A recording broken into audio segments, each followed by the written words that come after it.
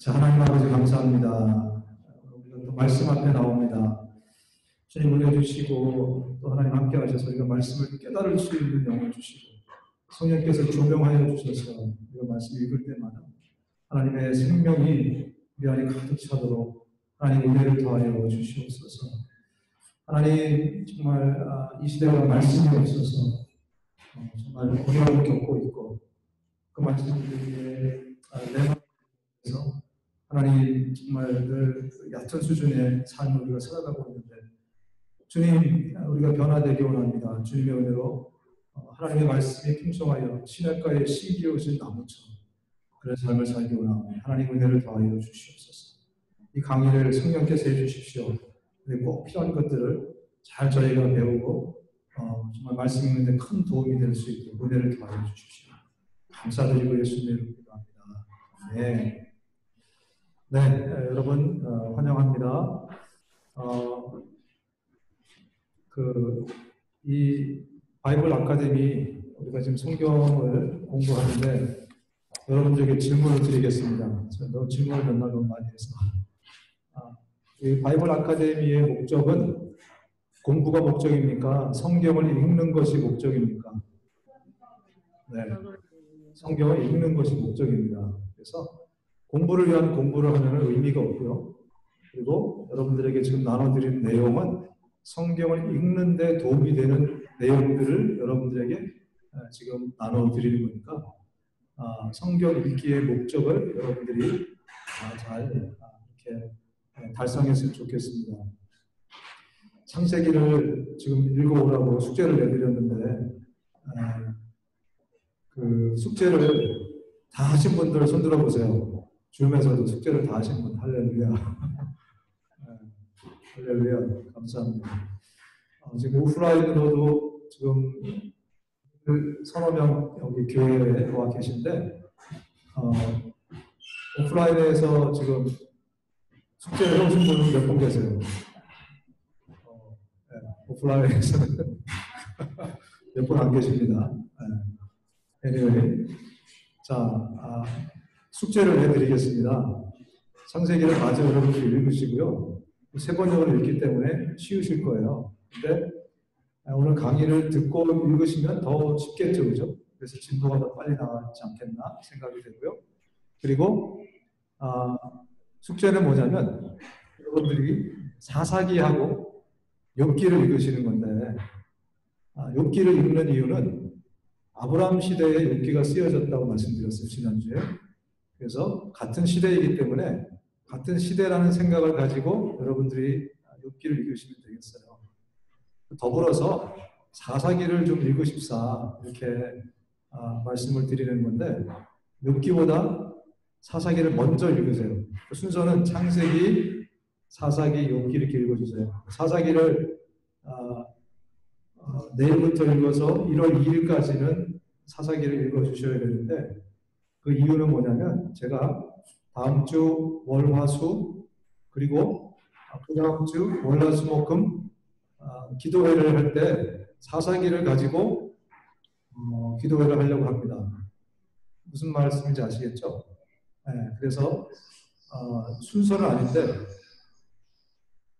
아닌데 사사기를 여러분들이 중간에 좀 읽어주십사. 그래서 창세기를 빨리 끝내시고 그다음에 사사기를 금방 끝내시고 그다음에 욥기를 같이 읽어서 욥기는 6월 16일까지 읽으시면 돼요. 욥기는 6월 16일.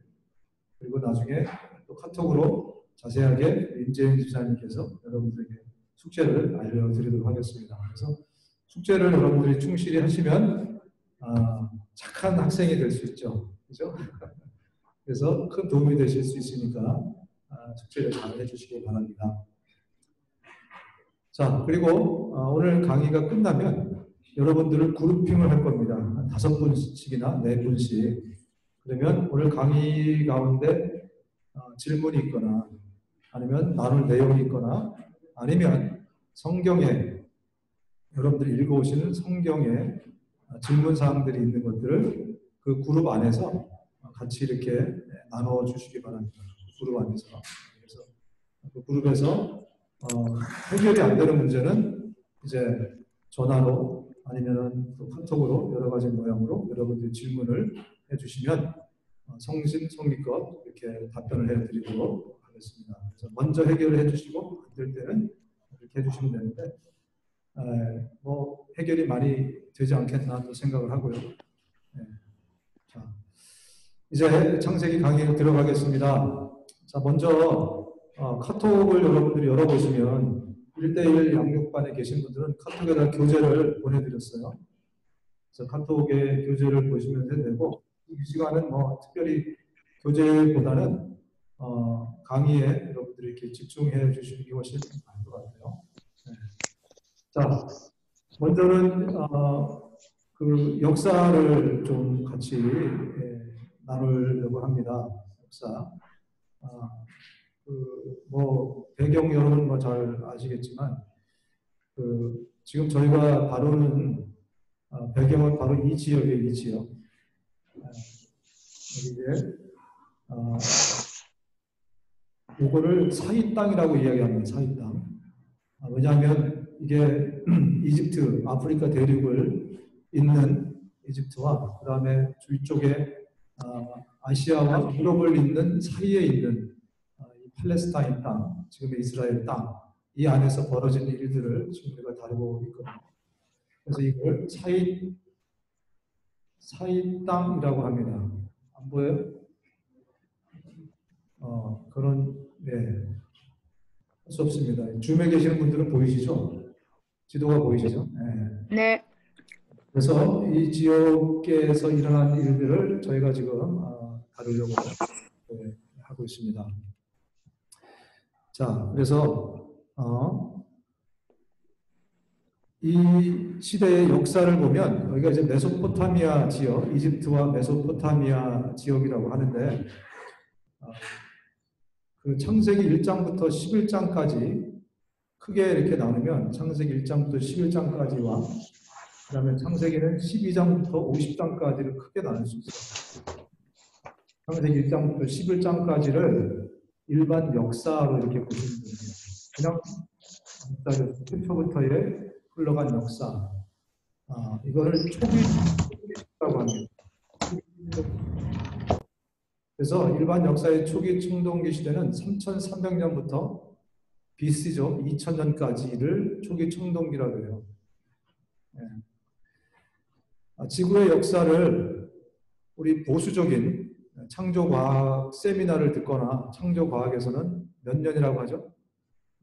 6000년 정도로 봅니다. 6000년. 그리고 같은 크리스천 안에서도 꼭 6000년으로만 보지 않는 그래서 더 뭐 몇만 년이다 뭐 이렇게 얘기하는 그 분들이 계십니다. 그래서 우리는 지금 좀 보수적인 입장에서 가려고 해요. 보수적인 입장에서. 그래서 지구의 역사를 6000년 정도로 지금 보면서 보수적인 입장에서 다루도록 이렇게 하도록 하겠습니다. 네, 그래서 초기 청동기를 3300에서부터 2000까지, 그 다음에 그게 창세기 1장부터 11장까지가 그렇게 되어 있고요. 초기 청동기 시대를 다루는 거예요. 1장부터 11장까지. 그리고 아브라함 때부터 중기 청동기 시대로 이렇게 구분합니다. 그래서 2000년부터 1500년까지. 그래서 아브라함이 언제 태어났느냐? 1945나 2000년 어간쯤에 태어났다. 그냥 외우기 쉽게 2000으로 생각하시면 될 것 같아요. 그래서 아브라함의 태생부터 시작해서는 중기 청동기 시대, 이거를 이제 창세기 12장부터 50장까지를 다룹니다.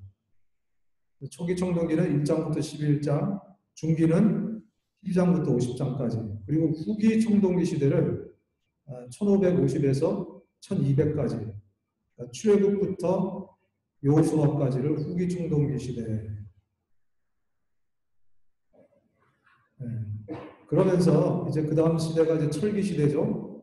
BC 1200부터 1050, 사사시대. 1200부터 1050까지. 이 시대가 넘어갈 때마다 예를 들면 후기 총동 시대 때 누군가가 빨리 철기를 도입하면 어떻게 되겠어요? 전쟁하는데 유리하겠죠, 그죠? 네. 사사시대 그리고 그 다음은 이제 왕국 시대를 1050부터 586년 사이 이게 이제 사울부터 시작되는 이스라엘 어떤 국가로서의 왕국 시대, 왕을 처음 세우면서 일어난 시대입니다. 그리고 이제 페르시아 시대가 BC 586에서부터 331 정도까지 페르시아 시대 이렇게 나눕니다. 여러분들에게 나눠드린 교재에 이거는 아마 있을 것 같아요. 그래서 오늘 우리가 다룰 것은 초기 총동기 시대부터 중기 총동기 시대까지 태초부터 마지막 그 50장의 요셉의 이야기까지를 쭉 이렇게 다뤄보려고 합니다. 자, 그래서 초기 총동기 시대 1장부터 11장까지 3300년부터 2000년까지를 보면 자, 이 시대에 그 세계적으로는 수메르 문명이 있었어요. 최초의 문명이라고 하죠. 수메르 문명은 2900에서 2350년 뭐 연도까지 여러분 알 필요 없어요. 어쨌든 초기 총동기 시대에 이런 그 문명들이 이제 처음으로 우리에게 알려진 거죠. 발굴된 여러 가지 것들을 통해서. 그래서 이거는 메소포타미아 지역에 최초의 문명이 생겼고요. 12개 정도의 도시국가가 개별적으로 그 메소포타미아 지역에 이렇게 활동을 한 거죠. 그러다가 그 다음 문명이 세계사에서는 아카드 문명이라고 합니다. 아카드 문명. 이 아카드 문명이 2350에서 2200년까지에 이제 발생을 합니다. 그러면서 이 아카드 문명이 수메르 문명하고 다른 것은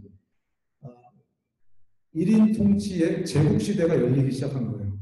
12개가 개별적으로 있다가 이제 이 아카드 문명이 되면서 1인 통치로 이제 가게 되는 겁니다. 이 사이에 근데 이게 뭐 오래 이 아카드 나라라고 해야 되나요? 제국이 오래 가지는 못했어요. 한 150년 정도 갔습니다. 이제 그러다가 어쨌든 이 제국 시대가 되면서 어떤 특징이 생기냐면 이 아카드어가 아카드 말, 이게 한 나라로 통일되니까 말이 이제 통일되기 시작한 거예요. 그 근방에. 그래서 그런 어떤 의의가 있습니다.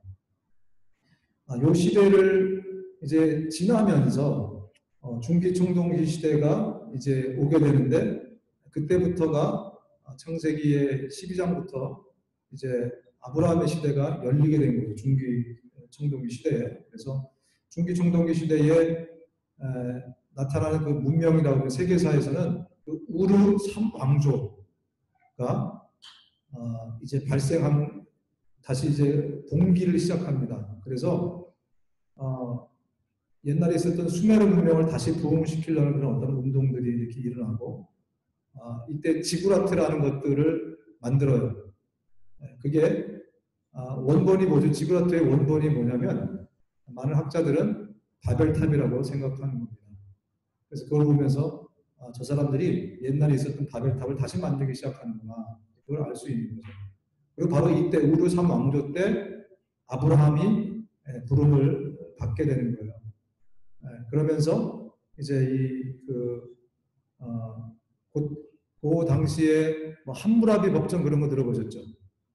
그 문명이 아브라함 어간쯤에 일어났던 그런 문명을 이따가 사진을 좀 보여드릴게요. 그래서 아브라함은 그 당시에는 가장 발달된 문명의 한가운데 살던 사람이 아브라함이라는 거예요. 성경적으로 보면 가장 세상적으로 이제 하나님이 원래 디자인한 대로 가지 않고 가장 세상적인 모습을 가지고 갔을 때 그 세상의 한가운데서 아브라함을 불러서 보이지 않는 하나님의 나라를 보이는 나라 이스라엘로 만들어서 하나님이 통치하시는 나라를 세상 가운데 모델로 보여주기 위해서 이제 시작하신 일이 바로 그거거든요. 그 일이 이제 시작이 된 겁니다. 자, 그래서 우리 창세기 이제 성경으로 들어가서 보면 이제 창세기 1장, 2장 천지 창조와 인간 창조의 이야기가 창세기 1장, 2장에 이렇게 쭉 걸쳐서 나옵니다. 하나님이 여러분들이 이제 1장을 쭉 이렇게 보시면서 창세기는 내러티브 형식으로 되어 있어요. 내러티브가 뭐냐면 이야기 형식으로 되어 있는 거죠. 성경이 한 70%가 내러티브로 되어 있어요. 그래서 굉장히 이해하기가 사실은 쉽습니다. 그죠? 재미있고.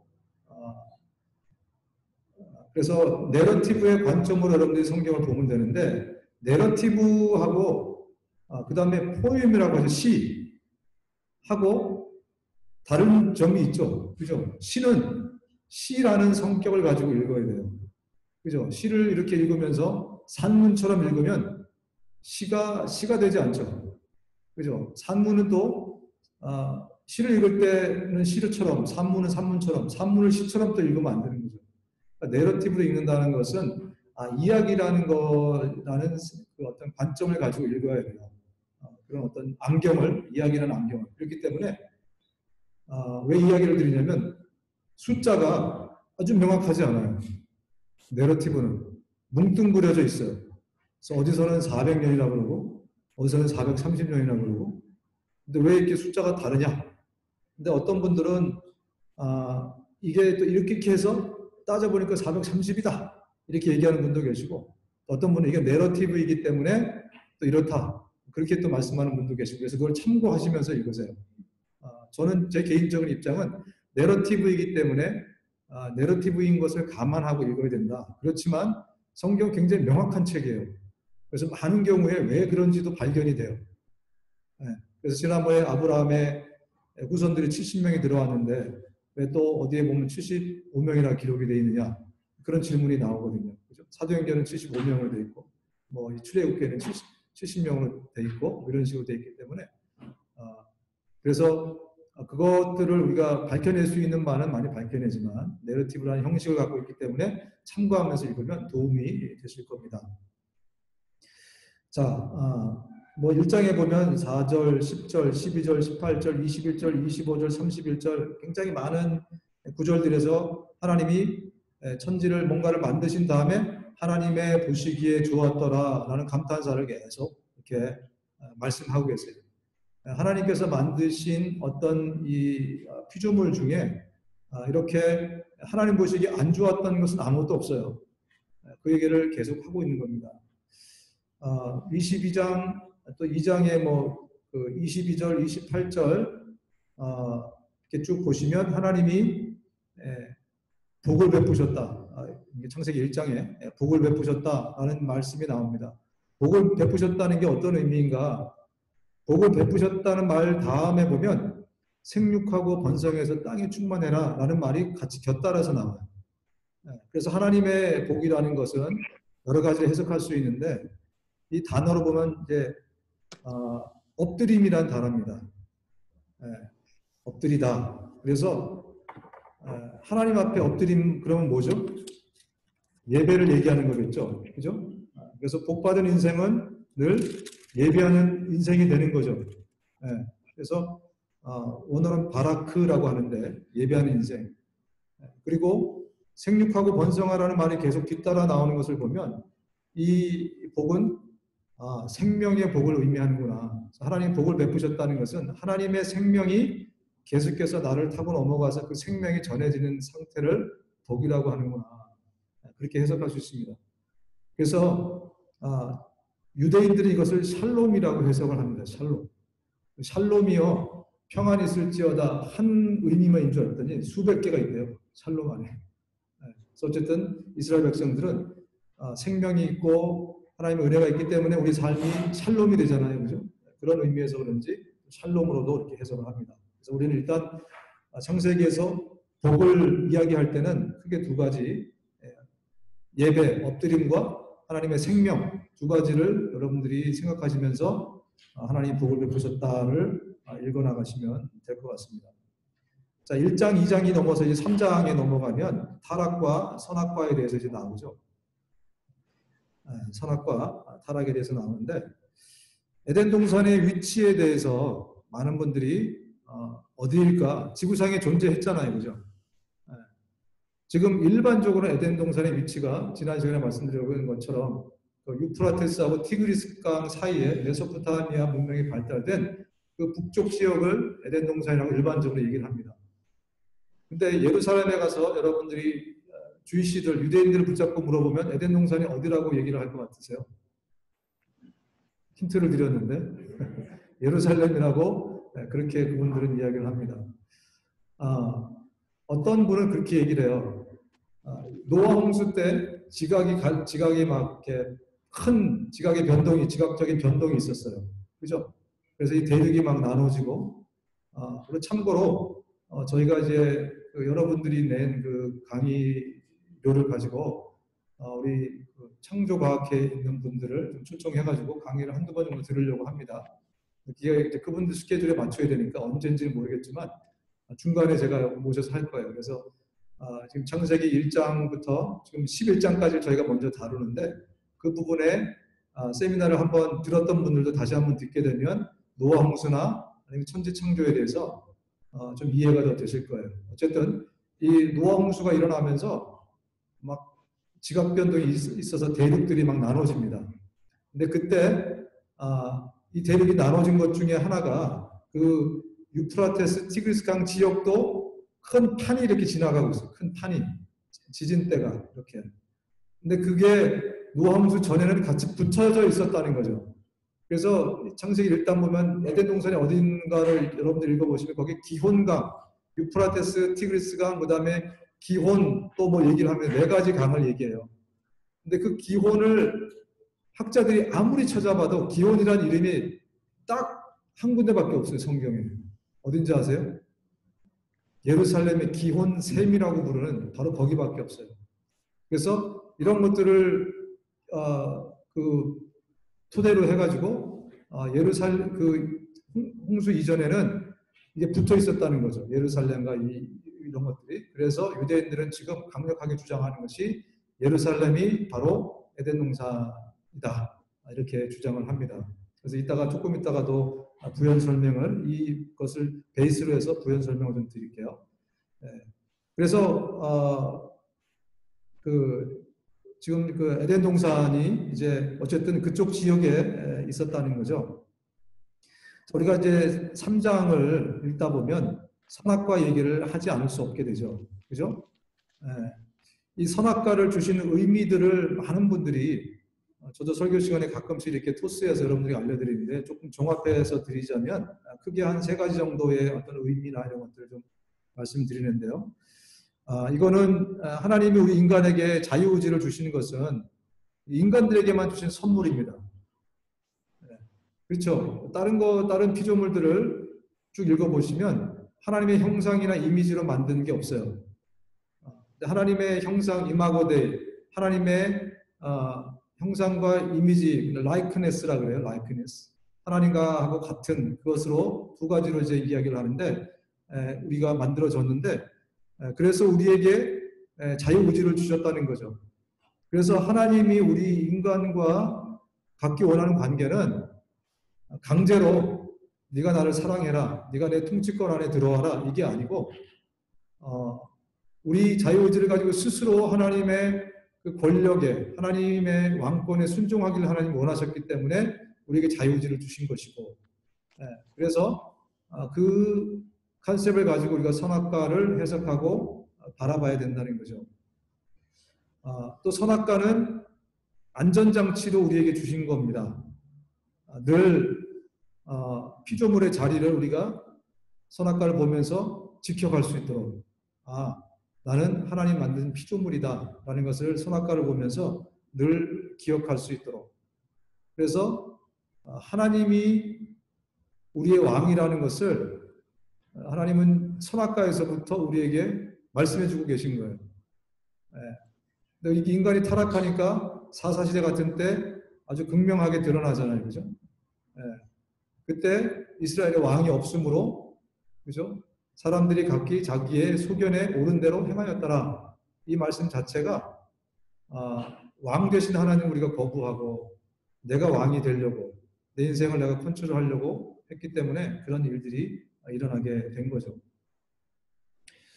또 한 가지는 오늘도 말씀드렸지만 선악과는 선악의 판단의 권한과 능력이 하나님께만 있다는 거죠. 인간에게 원래 주어진 것이 아니에요. 근데 이게 인간이 이제 선악과를 먹고 죄를 우리가 지으면서부터 하나님이 되고자 하는 마음을 우리가 가지면서 하나님의 왕권을 무시하면서부터 선악을 판단하는 기준이 내가 돼버린 거예요. 네. 선악과를 먹은 이후부터는 하나님이 아니라 내가 된 겁니다.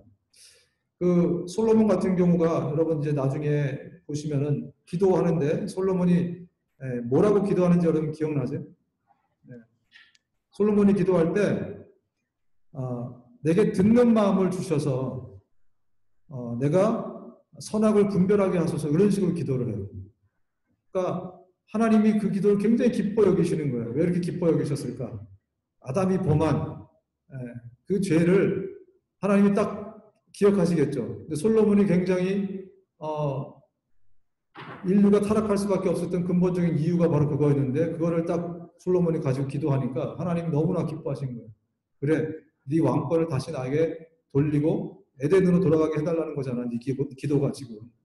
내게 듣는 마음을 주소서. 그러니까 하나님의 말씀을 내가 듣고 판단을 지금 판단의 자리에 있잖아요. 왕이니까. 근데 그 판단을 내 판단을 하지 않겠다는 거예요. 원래대로 에덴으로 돌아가서 하나님의 판단대로 내가 판단하게 해주소서. 그래서 내가 하나님 음성 듣게 해주세요. 그래서 그거 가지고 잘 판단하게 해주세요. 그 얘기는 크게 두 가지를 얘기하는 거잖아요. 에덴으로 돌아가겠다. 그리고 하나님은 내 왕이십니다. 내가 왕이 아니라 주님이 왕이십니다. 얼마나 하나님이 기뻐했겠는가. 그래서 그가 구하지도 않았던 막 지혜를 주시고 물질을 주시고 막 퍼부어주신 거잖아요. 그죠? 네. 그러니까 우리 이 선악과가 얘기해 주는 게 굉장히 많이 있습니다. 그래서 지혜라는 것은 뭐냐면 하나님께 듣는 게 지혜인 거예요. 여호와가 지혜의 근본이라 그 얘기는 뭐냐면 너 하나님께 듣는 게 지혜야. 하나님이 어떤 판정과 판단을 내리시도록 하는 게 지혜야. 우리 지혜 그러면 뭐죠? 우리 막 머리 써가지고 그죠? 막 굉장히 통찰력 있고 뭐 어떤 지식과 이런 걸 통합해서 뭔가를 만들어내는 것을 지혜라고 생각하는데 성경에서 말하는 지혜는 뭐라고요? 하나님께 듣는 게 지혜라는 거죠. 그래서 여호와를 경외하는 것이 지혜의 근본이다라는 것은 하나님부터 들으라는 거예요, 자꾸. 그러니까 우리가 말씀을 계속 묵상하고 읽는다는 것이 진짜 지혜롭게 되는 거거든요.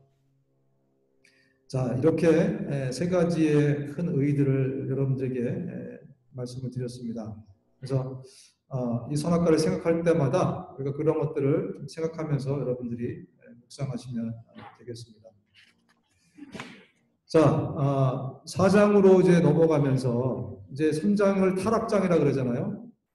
선악과가 나오고 타락하고 여기에 하나님이 이제 인간을 불쌍히 여기셔서 예수 그리스도의 어떤 오실 힌트를 처음 주신 장면이 나오죠. 뭐죠? 가죽으로 인간의 몸을 가려주시는 것. 그게 이제 3장에 나옵니다. 이 피로 가죽으로 몸을 가려줬다는 것은 피 흘렸다는 거거든요. 피 흘림의 사건이 거기서부터 이제 처음 등장하기 시작합니다. 나중에 이제 예수 그리스도의 피까지 연결이 되는 거죠. 자, 그러면서 4장에 이제 문제가 생겨나기 시작하죠. 여기에 이제 여러분 아는 에덴의 동쪽 가인과 아벨의 사건이 이제 4장에 등장하기 시작합니다. 인류는 그래서 그 다음부터 이 가인과 원래는 아벨의 계열이 되는데 아벨이 아니라 아벨을 죽여버렸잖아요. 그래서 4장부터 가인과 셋 계열로 나눠지게 됩니다. 아담과 하와가 낳은 자식, 첫째가 가인, 아벨, 셋째가 셋이에요. 셋. 근데 두 번째 아벨이 이제 죽게 됩니다. 그러면서 하나님께서 이 가인을 쫓아내버려요. 그러니까 하나님의 통치에서 쫓아낸 거예요. 그냥 저 성경을 여러 번 보시면 쫓아냈다고 되어 있어요. 하나님의 어떤 다스림 가운데서 쫓아냈으니까 얼마나 불행해졌겠어요. 그죠? 그러면서 간 데가 어디냐면 놋 땅입니다. 4장 19절 23절 나중에 보시고요. 놋 땅으로 가는데 이 놋이라는 단어의 의미가 뭐냐면 유리하다, 방황하다라는 뜻이에요. 하나님의 통치에서 벗어나니까 인간은 유리방황할 수밖에 없게 되는 거죠. 그러면서 이게 인류가 가인 계열과 셋 계열로 나눠지게 돼요. 이 가인 계열은 나중에 라멕으로 이어집니다. 이 4장 안에 여러분들이 보시면 이게 라멕으로 이어지면서 이제는 하나님의 어떤 지배와 통치가 아니라 인간의 힘과 폭력으로 나눠지는, 살아가는 그런 계열로 변하게 돼요. 그래서 이 라멕이 하는 고백들을 보면 아주 기가 찬 고백들이 이제 나오기 시작합니다. 그래서 누가 나를 막 죽이게 되면 가인에게는 7배지만 나에게는 막 이러면서, 그다음 와이프도 막 둘을 두기 시작하고 막 이런 힘과 폭력으로 살아가는 그런 계열과, 그 다음에 셋 계열, 예배 공동체, 하나님을 섬기고 하나님의 지배 가운데 살아가는 셋 계열로, 두 계열로 나눠지는 사건의 시작이 창세기 4장입니다. 그런 관점으로 4장을 여러분들이 읽으시면 도움이 될 겁니다. 그래서 4장 26절에 보면 이제 하나님을 예배하는 이제 셋이 나중에 에노스로 연결이 되면서 이제 하나님을 예배하는 그런 공동체로 그렇게 발전을 하게 됩니다. 자, 그러면서 4장이 끝나면 이제 5장이 나와요. 5장. 5장이 나오는데 5장을 보시면 그 족보용법이라는 게 있습니다. 이제 여러분들이 성경을 보실 때는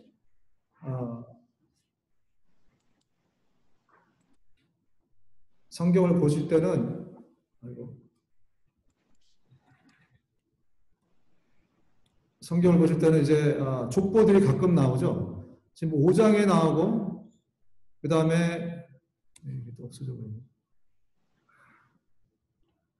네, 다음에 합시다.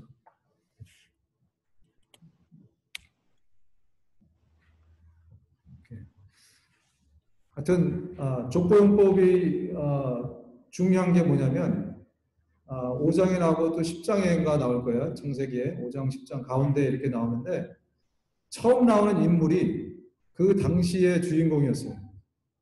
그 시대에. 근데 마지막 나오는 인물은 누구냐면 그 다음 시대를 열어갈 주인공이에요.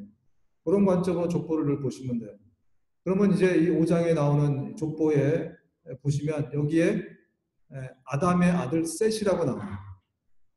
그러니까 아담을 이어서 갈 사람이 누구냐면 셋이라는 이야기예요. 그리고 마지막에 나오는 인물이 누구일까요? 5장을 보시면 노아가 나옵니다. 노아가. 갈 사람이 노아라는 거예요. 그래서 아담, 셋, 노아. 그래서 5장은 브릿지 역할을 하면서 다음 세상을 누가 하나님의 이 뜻을 이어갈 사람인가를 소개해주고 있는 겁니다. 아담과 셋이 지금 세상을 이어갔다면 다음 세상은 노아가 이어갈 것이다. 그러면서 5장의 족보가 나오게 됩니다. 그리고 자, 이 그 셋 계열의 족장 역대 족보를 여러분들이 이제 보시라고 제가 교재에다가 집어놨는데요. 잘 보시면 이분이 제가 이거 어디서 이렇게 베꼈거든요. 베꼈다기보다 가져왔는데 쭉 그 연대하고 나이들을 정리를 해놨어요. 그래서 1대 아담부터 해가지고 이제 아담이 성경을 근거로 한 거죠. 몇 살까지 살았는가? 930년을 살았다. 이제 그런 거를 계산하고, 그 다음에 셋은 몇 살을 살았는가? 그러면 이제 출생 연도가 130년부터 시작해가지고 1042년에 죽은 걸로 이런 걸 다 계산했어요. 잘 보시면요, 아담하고 이 라멕, 아담의 구대손 라멕이 56살이 될 때까지 아담이 살아 있었어요.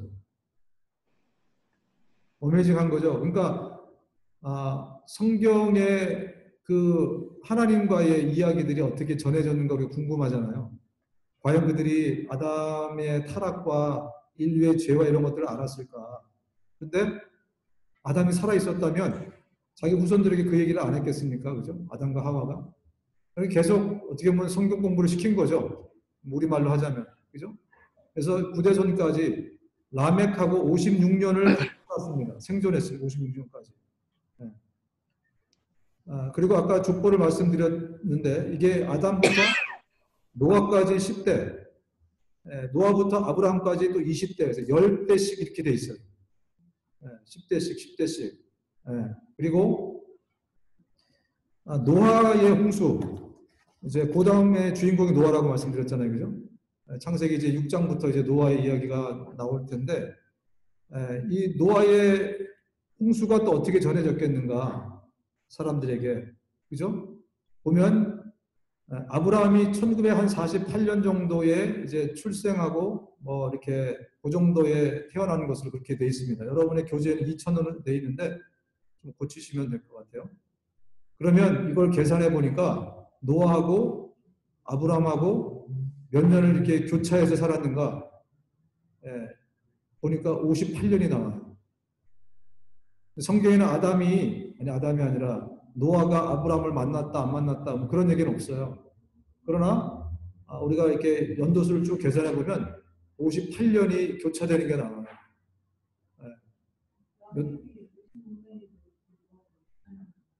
아니 아담하고가 아니라 노아하고 아브라함하고. 잘 보시면 제가 면밀히 다 검사를 했습니다. 그래서 이 노아의 홍수의 사건을 어쩌면 아브라함도 들었을 것이다. 그것보다 더 확실한 것은 전 세계의 이 노아 홍수와 같은 그런 스토리들이 갈그미시 그 노아의 홍수 이야기들이 굉장히 많이 있습니다. 그래서 이거를 보면 단순히 그냥 성경에서 이렇게 언급이 안 돼 있다고 그냥 사라진 것이 아니라 잘 생각해 보면 할아버지, 고조, 중조 뭐 이런 사람하고 다 같이 살았어요. 그 시대에. 같은 동네에 살았다 이거는 모르겠지만 그렇기 때문에 하나님의 이야기들이 인간의 입술을 통해서 계속해서 전해져 내려왔다는 거죠. 자, 그래서 창세기 6장으로 족보가 끝나고 6장으로 이제 넘어가서 보면 이제 노아의 홍수의 이야기들이 시작이 됩니다. 노아의 홍수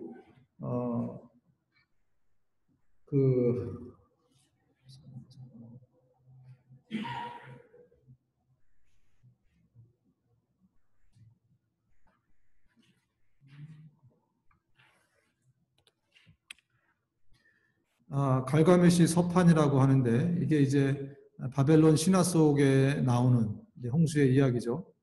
이 전설들이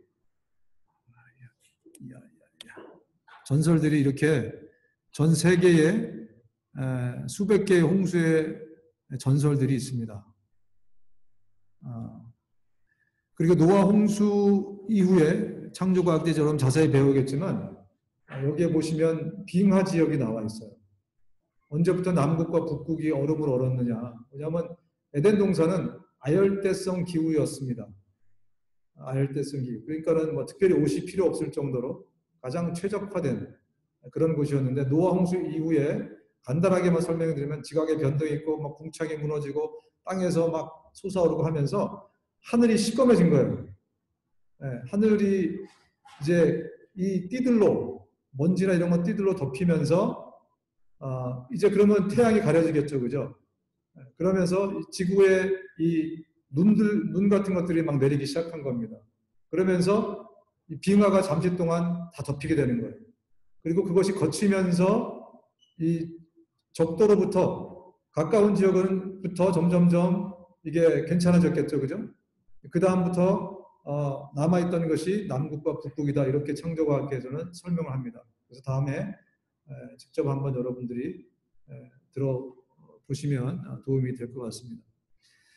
자, 이제 이 노아 홍수의 이야기가 쭉 나오는데 그것들은 이제 나중에 창조과학회를 통해서 한번 들어보시고요. 그리고 노아의 시대 때 노아의 8 식구가 이제 살아남으면서 그 10장까지 노아 홍수의 이야기가 나오고 그 다음에 11장부터는 이제 11장에는 바벨탑 사건이 나옵니다. 바벨탑 사건은 여러분들 아시는 것처럼 신할 땅, 메소포타미아 지역에 신학 그 티그리스 강, 유프라테스 강이라는 지도가 보이죠. 여기 보면은 강짝 사이에 니무롯이라고 되어 있어요. 니무롯이라는 인물이 주도가 돼서 이제 여기에 바벨탑을 쌓기 시작을 한 거죠. 이제 이 말씀 보면 우리가 하늘에 닿게 사자. 이제 그러면서 바벨탑을 쌓기 시작합니다. 하나님하고 같이 되자는 그런 의미죠. 우리가 하늘에 닿게 하자. 그리고 하나님의 이름이 아니라 우리의 이름을 내자. 이렇게 얘기합니다. 그러니까 늘 인간들은 내가 주도적으로 내 인생의 주인이 돼서 내가 하나님이 되고자 하는 그런 욕망이 이제 죄를 짓게 했는데 그 죄성이 계속 남아있으니까 계속해서 내 이름을 내자. 그렇게 지금 가고 있는 겁니다. 그러니까 하나님은 뭘 하셨냐면 언어를 흩어버리셨어요. 언어를 흩었다는 게 어떤 의미냐면 생각을 흩어버린 거예요. 그러니까 생각을 흩어버리시니까 말이 이제 흩어지게 된 거죠. 그래서 서로 커뮤니케이션이 되지 않게 된 겁니다. 하나님이 분명히 너희들은 흩어지라고 얘기를 했어요. 그죠? 편만하게 흩어지라고 얘기를 했는데 인간은 자꾸 모이기 시작하는 겁니다. 그래서 니므롯이 이렇게 주도가 돼서 이런 일들을 벌이게 됩니다. 이제 이러면서 바벨탑 사건 이후로 이제 언어가 흩어져 버리니까 인류가 크게 새 어떤 지역으로 족속으로 이제 인류가 나오게 되는 거죠. 자, 아브라함의 후손 셈과 함과 야벳이 이제 이렇게 흩어져서 이렇게 살게 됩니다. 이제 노아 홍수 이후에. 자, 지도를 이렇게 보시면은 함족, 셈족, 야벳이 어떻게 흩어져 있는지가 이제 보이게 되죠. 그죠? 자, 셈족, 지금 유대인들이 셈족입니다. 유대인들이. 함족이 원래는 그 가나안 땅을 차지하고 있었어요. 함족이.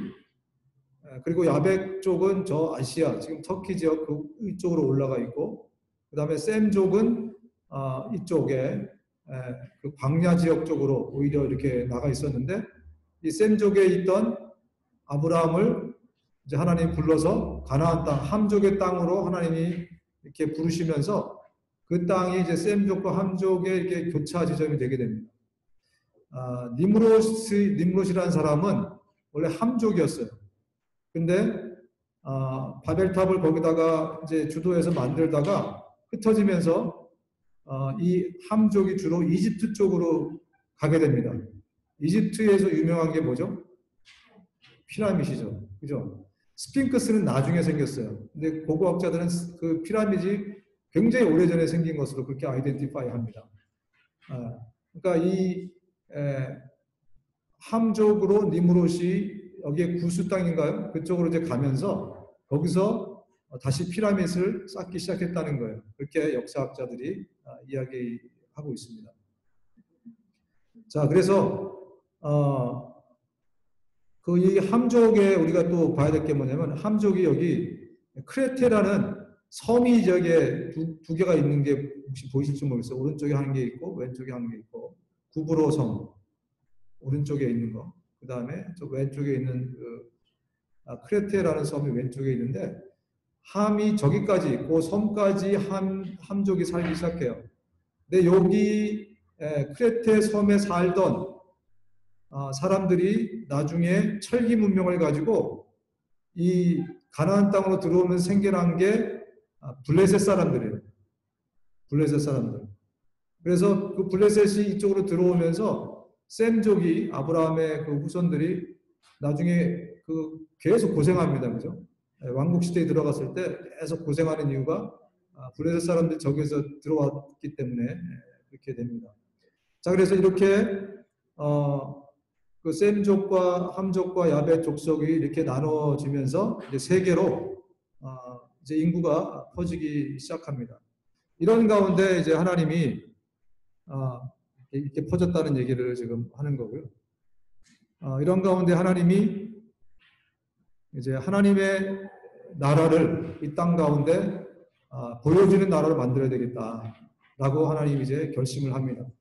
다시는 이제 노아 홍수 같은 걸 통해서 인류를 싹 쓸어버릴 수는 없잖아요. 그죠? 무지개를 통해서 하나님이 약속을 해주셨기 때문에 대신 하나님이 이제 작정하신 게 뭐냐면 이스라엘이라는 한 나라를 만들어가지고 이제 모델 국가로 보이지 않는 하나님 나라가 보이는 하나님 나라로 이렇게 만들어야 되겠다. 그래서 그 나라는 제사장 국가로 만들어서 하나님의 생명을 온 땅 가운데 전하는 그런 나라로 만들어야 되겠다라고 하나님이 결심하신 거죠. 이 이스라엘 나라가 신약 시대에 오면서 뭘로 변화합니까? 보이지 않는 나라가 보이는 나라로.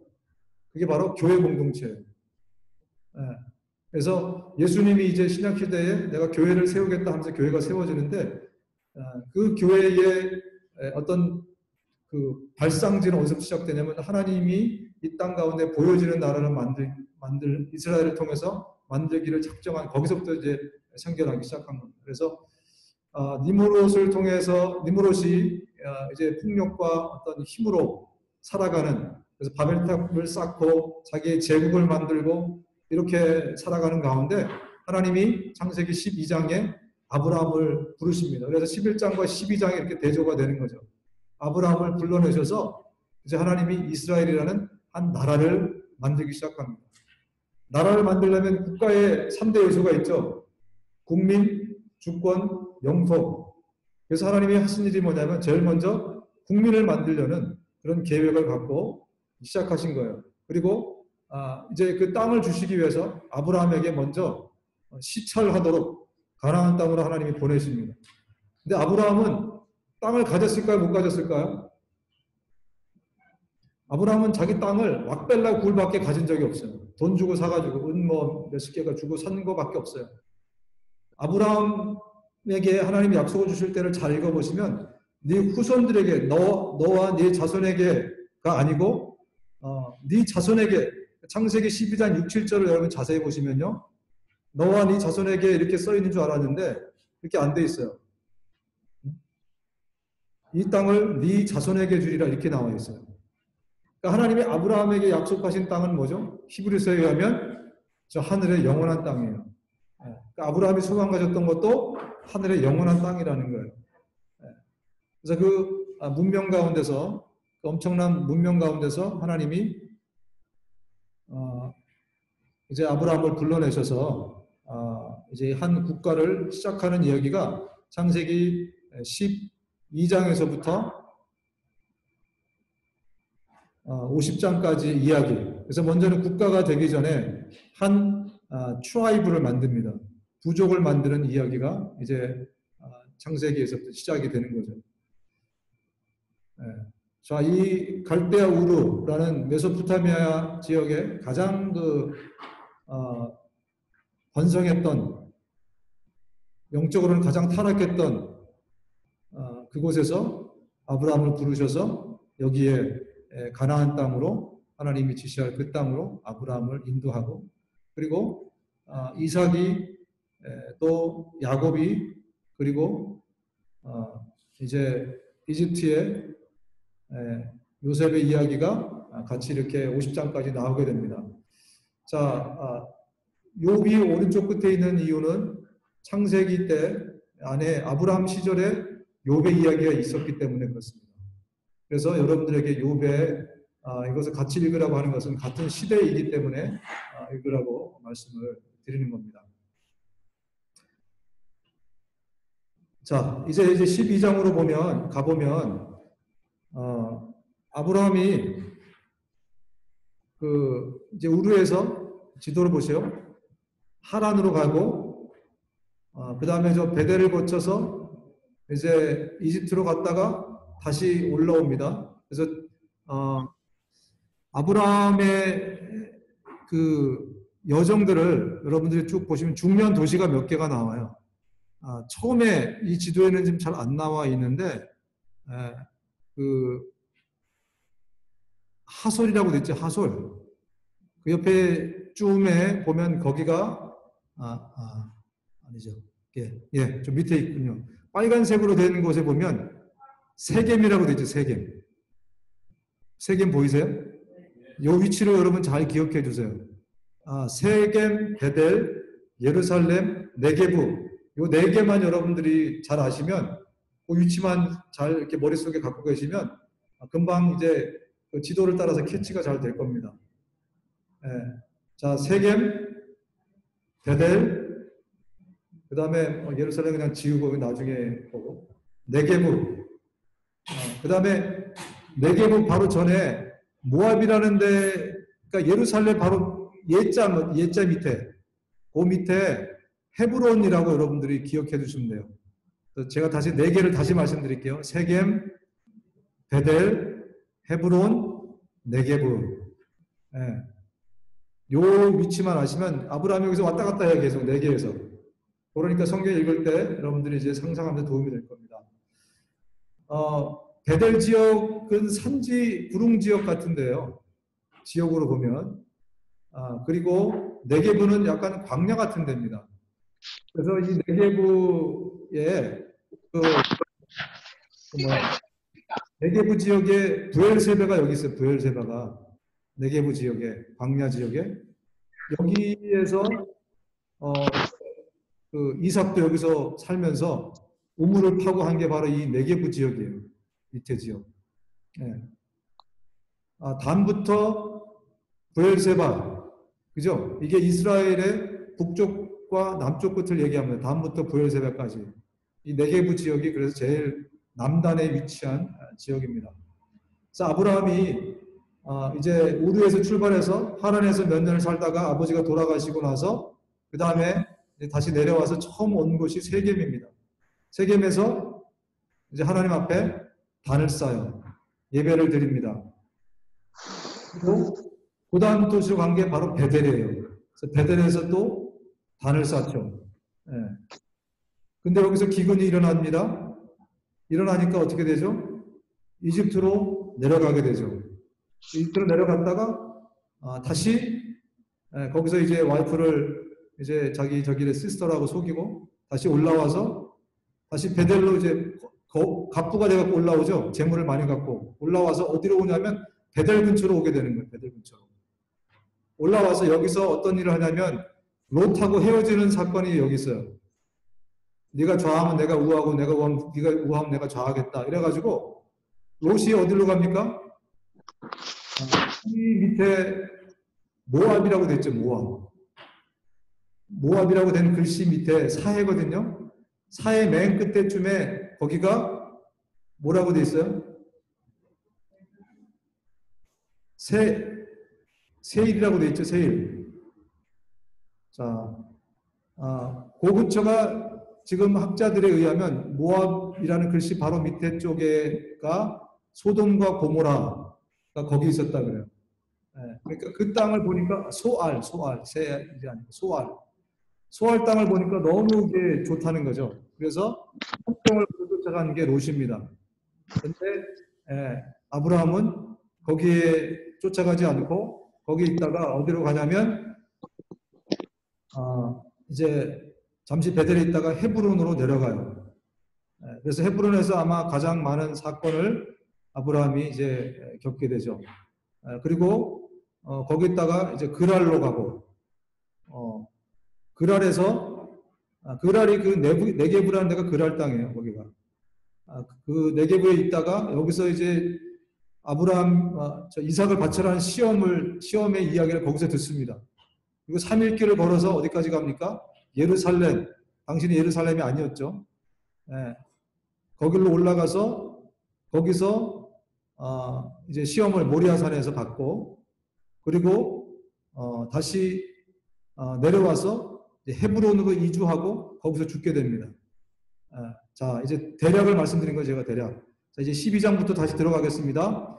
자, 12장부터 이제 우리 성경으로 들어가서 보면 제일 먼저 도착한 도시가 어디라 그랬죠? 세겜에 도착한 거예요. 하란을 떠나가지고 아브라함이 간 데가 세겜입니다. 세겜이 지금 어디냐면 사마리아, 우물, 야곱의 우물이 있던 사마리아 여인 만난 데가 세겜이에요. 거기에 갔고 세겜이 이스라엘 가장 가운데입니다. 가운데, 중심이에요. 지도상으로 봤을 때 바로 여기로 먼저 갔습니다. 그리고 여기서 하나님이 12장 6절 7절에 네 자손에게 이 땅을 주겠다. 아브라함에 준 게 아니에요. 자손에게 주겠다 약속을 받습니다. 그리고 그리고 이제 거기에 있다가 흉년이 들었기 때문에 이집트로 가는 장면이 또 12장에 나오죠. 왜 이집트로 갔느냐? 이집트는 나일강 때문에 늘 그 관계수로라는 농법으로 강물이 넘치면 이집트는 풍년이 듭니다. 왜냐하면 그 강물로 농사를 짓기 때문에. 그래서 강물이 넘치면 넘칠수록 좋은 데가 이집트예요. 그만큼 물이 있어서 거기다가 또 농사를 지을 수 있거든요. 근데 이 가나안 땅은 정반대죠. 그죠? 그래서 모든 사람이 다 그 가나안 땅에 기근이 들면 항상 생각하는 데가 이집트로 가야 되겠다. 그런 생각이에요. 그래서 나중에 하나님이 이집트를 의지하지 말라. 그런 얘기까지 하십니다. 네. 자, 그래서 13장으로 넘어가면 이제 여기에 이집트에서 다시 돌아와서 어디로 온다고요? 베델로 돌아온다 그랬죠? 네, 베델로 돌아와서 롯하고 여기서 그 서로 이제 땅을 나눕니다. 롯은 소알 땅으로 그 소돔과 고모라가 있는 그쪽 그 사해 바다 밑에 쪽으로 가게 되고 그리고 잠시 여기 머물다가 아브라함은 헤브론이 어디 있다 그랬죠? 네게부 위에 바로 그쪽 지역으로 헤브론으로 이주를 하게 됩니다.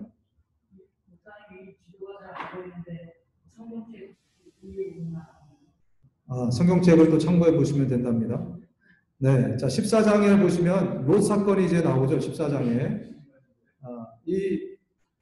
그 지도에 보시면 여기에 성경에 보면 이쪽에 그 많은 왕들이 같이 뭉쳐서 이 소돔과 고모라 땅으로 그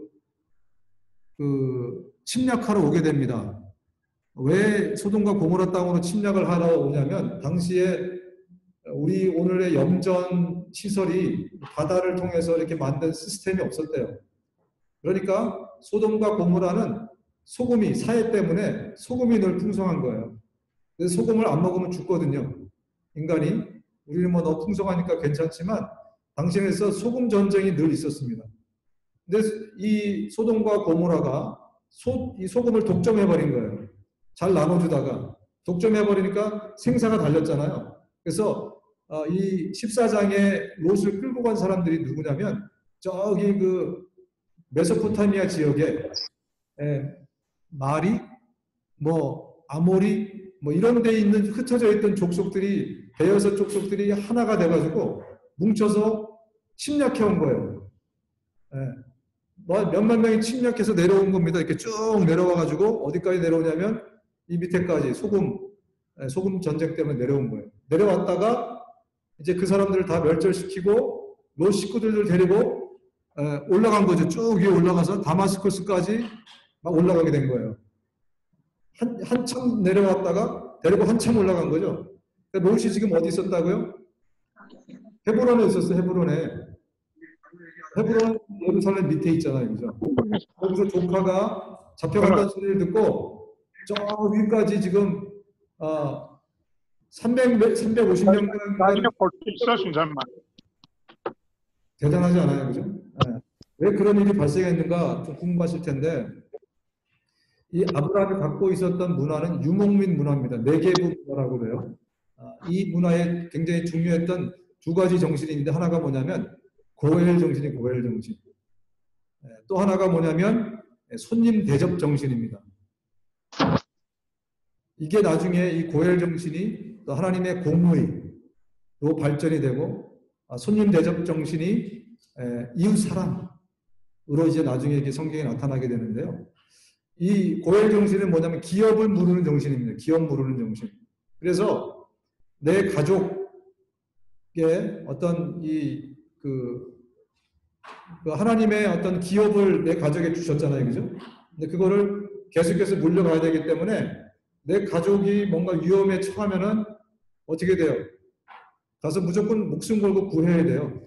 그런 정신이 이제 아브라함에게 있었던 거죠. 그래서 조카 롯을 구하기 위해서 318명이라고 하는 318명. 그래서 몇만 명을 상대로 지금 쫓아서 올라간 겁니다. 그래서 창세기 14장 14절에 보면 아브라함이 그의 조카가 사로잡혔음을 듣고 집에서 길리고 훈련된 자 318명을 거느리고 단까지 쫓아갔다. 단이 어디냐면 단부터 아까 저기 브엘세바라 그랬잖아요. 그죠? 저 위에까지 올라간 겁니다. 그래서 거기서 찾아갖고 조카를 찾아서 내려오죠. 그래서 이 17절, 20절에 14장 17절, 20절에 보면 전쟁에 승리하고 내려오다가 살롬 왕 멜기세덱을 만나요. 멜기세덱이 누구냐? 이런 질문을 많이 하실 텐데 멜기세덱은 아주 신비한 인물이에요. 예수님을 예표하는 인물입니다. 히브리서에 보면 멜기세덱은 예수님을 예표하는 살렘 왕으로 되어 있어요. 그 살렘 왕에게 11조를 드립니다. 근데 그 11조 드리고 11조를 드렸다는 게 뭐냐면 거기 이제 17절에서 20절을 나중에 여러분이 보시면 왕의 골짜기에서 11조를 드리는 것으로 나와 있어요. 그 왕의 골짜기가 어디냐면 바로 기드론 골짜기예요. 예루살렘. 거기에 예루살렘 성전이 있는 그 앞쪽 바로 겟세마네 동산 옆에가 기드론 골짜기거든요. 거기서 이제 11조를 드렸다. 그 얘기는 뭐냐면 그 기드론 골짜기 바로 앞에가 뭐냐면 모리아산이에요. 모리아산.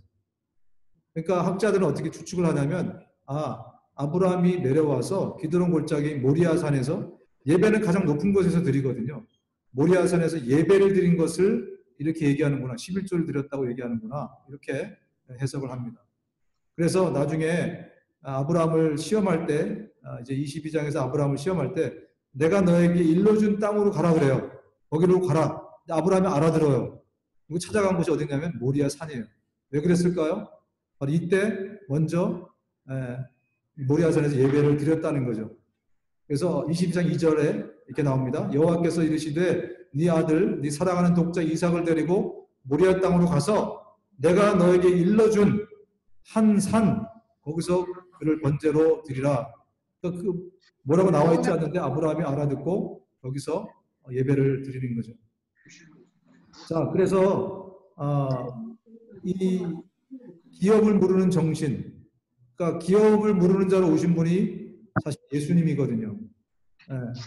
그래서 예수님께서 십자가의 죽으심으로 우리의 기업을 물려주시고 그 다음에 바로 그곳에 그 모리아산 바로 거기서 십자가에 달리시고 이런 일들이 이렇게 쭉 이렇게 연결이 되고 있습니다. 또 하나 좋은 그 정신이 손님 대접 정신이라고 말씀드렸는데 지금 베두인족이라는 사람들이 아직도 이스라엘 땅에 있습니다. 그 땅은 예전에 그 목축 생활을 하던 사람들이 몇천 년 전의 사람들이 아직까지 그대로 내고 있는데 그런 정신을 갖고 있어요. 아브라함의 정신을. 지금 하고 있는데. 그들은 지금 여러분들이 가서 돈 떨어지면 아무 그 베두인족에 가면 7일 동안 묻지도 따지지도 않고 손님 대접을 해준답니다. 여전히 그 정신으로 남아 있어요. 그래서 이제 사랑을 계속 베풀어주는 거죠. 조건 없는 사랑을. 그래서 이 고엘 정신과 손님 대접의 정신을 합치면 이게 십자가의 정신이 되는 겁니다.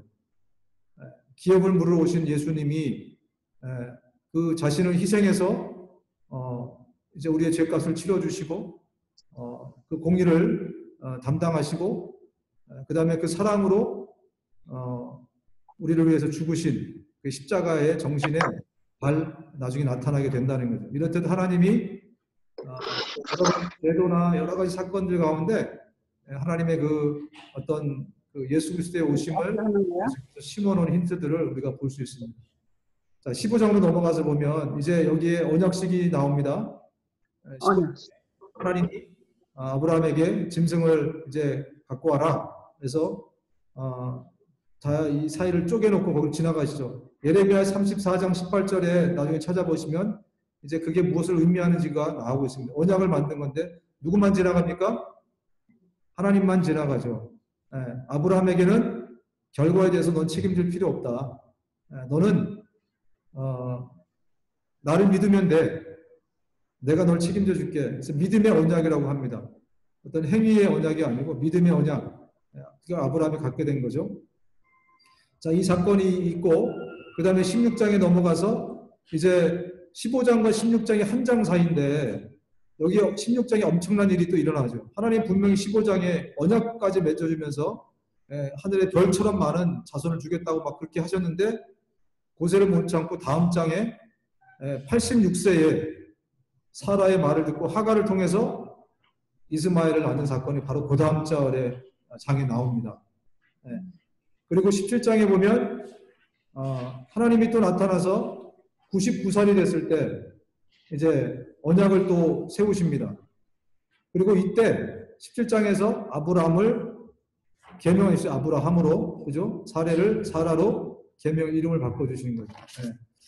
이름을 바꿔주는 게 어떤 의미일까요? 열국의 너는 내 거라는 거예요. 너는 내 거다. 너는 온전히 이제 내 거다. 그런 의미입니다. 그래서 이제 내가 어떤 나라를 침략하잖아요. 그러면은 그 나라의 왕을 바꿔줘요. 그러면서 왕의 이름을 막 바꿔버립니다. 왜 그럴까요? 너는 온전히 지금 나에게 속한 그런 사람이라는 거죠. 그런 나라라는 거죠. 그래서 아브라함을 아브라함으로 이렇게 바꿔주게 됩니다. 자, 18장에 이제 나그네로 하나님이 아브라함을 찾아오십니다. 지난주인가요? 설교 드린 것처럼 아브라함이 가장 아브라함하고 익숙한 아브라함이 알아들을 수 있는 그 모습으로 나그네로 살던 그에게 나그네로 하나님 접근하셔서 오시죠. 그러면서 왜 오셨을까요? 소돔과 고모라를 멸망하러 가는 길에 잠시 들린 거죠. 그죠? 그러면서 여기서 아브라함의 이 롯을 향한 중보기도 장면이 18장에 나오고 19장에 가면 소돔과 고모라가 멸망하게 되면서 롯이 탈출하게 되고 그 다음에 여기서 모압과 암몬 자손이 출생하게 되는 겁니다. 모압과 암몬 자손, 롯의 후예들인 거죠. 그리고 20장에 이제 그 아비멜렉에게 네게부 지역으로 이제 내려가서 아비멜렉에게 자기 누이를 사라의 와이프를 누이라고 속이는 그 사건이 20장에 이제 나오고요. 그리고 21장에 보면 이제 하나님이 이 부엘세바가 이 네게부 지역이에요. 20장, 21장은 같은 지역입니다. 33절에 뭐라고 기록되어 있냐면 아브라함은 부엘세바에서 에셀 나무를 심고 거기에서 영생하시는 주 하나님의 이름을 부르며 예배를 드렸다. 아브라함은 가는 곳곳마다 단을 쌓고 예배를 드리는데 이 네게부 지역에 부엘세바에 가서 에셀 나무를 심었다고 돼 있어요. 에셀 나무가 뭐냐면 잎이 넓은 나무예요. 그러니까 데이타임에 예배를 드릴 수가 없어요. 너무 뜨거워가지고. 그러니까 머리숱이 많이 없는 사람 막 머리가 타요. 그 정도로 뜨거운 이 네게부지의 광야 지역이라고 했잖아요. 그죠? 에셀 나무를 심은 것은 그 그늘 밑에서 단을 쌓았다는 얘기예요. 그래서 성경에서 여러분들이 에셀 나무를 보시면 예배 장소구나 이렇게 인식을 하셔도 무방합니다. 자, 이제 22장에 가면 이제 그 유명한 하나님이 이삭을 시험하는 사건이 나오죠. 그죠? 그래서 아까 말씀드린 것처럼 이제 이삭을 보면 아브라함은 죽이는 도구를 갖고 올라가죠. 근데 이삭은 죽을 도구를 나무를 십자가 같은 상징하는 것을 갖고 올라갑니다. 그리고 지난번에 예배드렸던 바로 그 장소 모리아산으로 올라가서 이제 여기서 나타나는 게 여기서 고백되어진 것이 여호와 이레 하나님께서 준비하셨다. 그 여호와 이레가 여기에서 이제 22장에서 나오게 되고요. 그래서 여호와 이레의 이 구원의 계획이 아까 유대인들의 그 자기들의 주장에 따르면 예루살렘이 여기에 에덴 동산이었다. 따라서 선악과는 어디 있느냐? 모리아산에 선악과가 있었다. 이렇게 얘기를 하는 거예요. 왜냐하면 그 기원샘 때문에. 근데 바로 거기에 선악과를 먹으면서 타락한 인간, 그 인간들을 위해서 하나님이 새 역사를 시작하실 때 우리 조상 아브라함을 불러서 여기서 이 모리아산 선악과 이 자리에서 여호와 이레를 선포하셨다. 하나님이 준비하실 것이다. 라고 선포를 했고 그 다음 사무엘하 2장 4절에 보면 아리우나 타작마당이 바로 여기입니다. 모리아산에 있는 바로 같은 장소예요.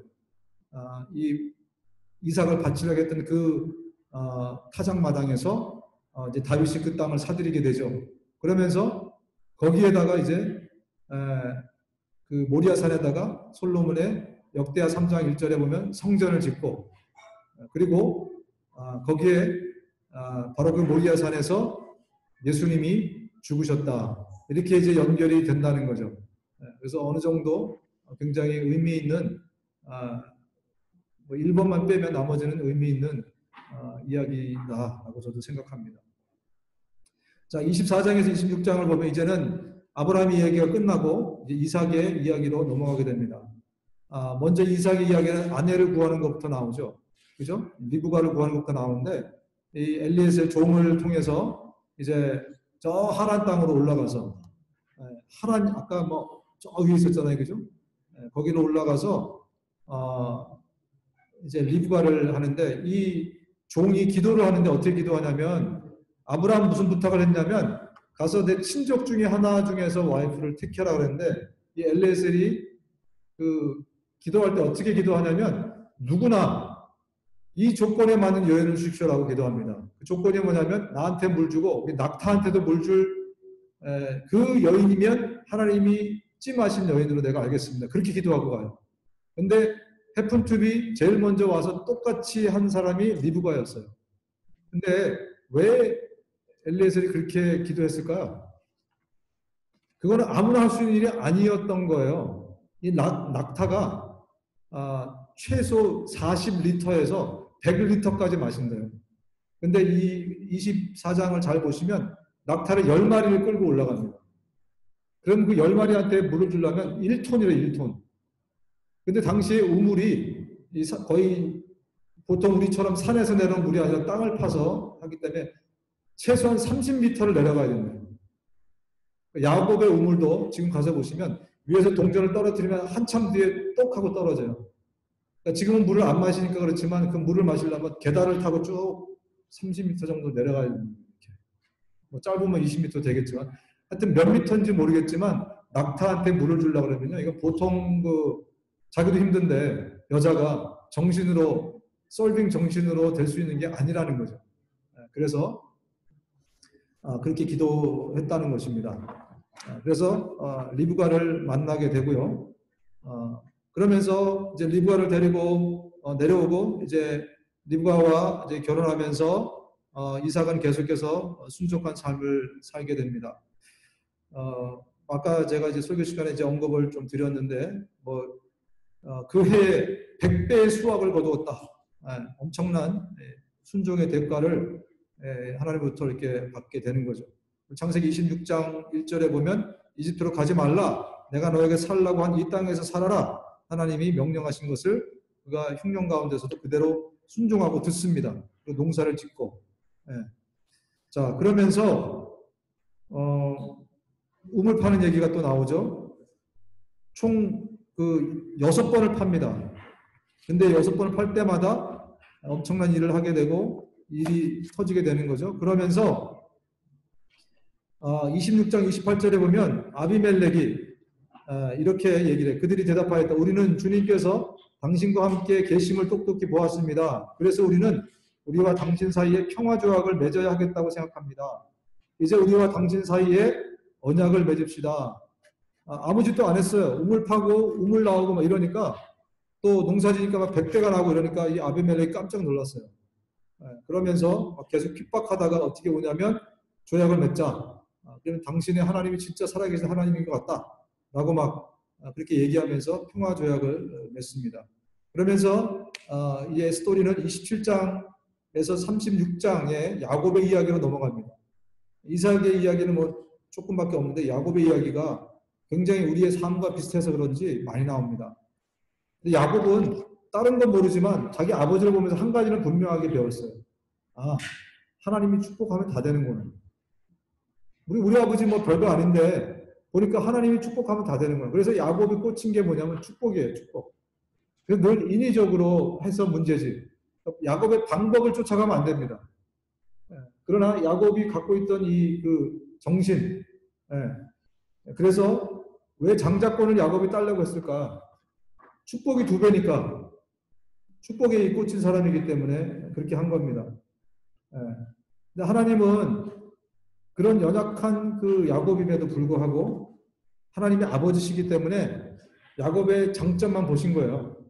나머지는 그냥 눈 감아 주시고 우리가 자식을 대할 때도 그렇잖아요, 그죠?